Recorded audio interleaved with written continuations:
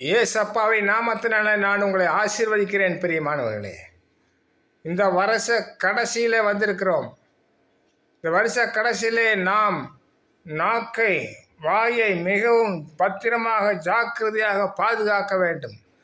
இதன் மூலமாக ஒருவருக்கும் மன சங்கடங்கள், கஷ்டங்கள், விரோதங்கள், பகைகள் ஏற்படாமல் பாதுகாத்து கொள்ள வேண்டும் பிரியமானவர்களே.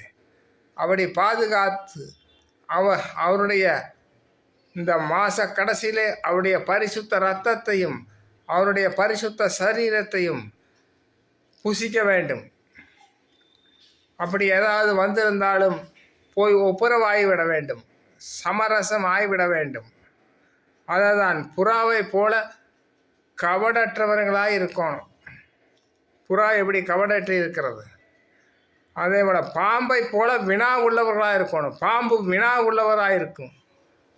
அதே போல் ஆன்லைனில் பெரிய பெரிய ஊழியர்களெல்லாம் ஜெபம் பண்ணும்போது அவர்கள் பிரசங்கம் பண்ணும் பொழுது அது நல்லா வினா உள்ளவர்களாக இருந்து கரெக்டாக வசனத்துக்கு ஏற்ப வசனத்துக்கு நேராக பிரசங்கம் பண்ணுகிறார்களா என்று நாம் கவனித்து அதற்கு ஏற்ப நாம் சொல்லி கொடுக்க வேண்டும். இல்லாவிட்டால் நிறைய ஆத்துமாக்கள் இடறிடுவார்கள் பிரியமானவர்களே. அதெல்லாம் மாற்றி மாத கடைசியிலே நாம் பாதுகாக்கப்படுவோம். இயேசுவின் நாமத்தில் உங்களை ஆசீர்வதிக்கிறேன். God bless you.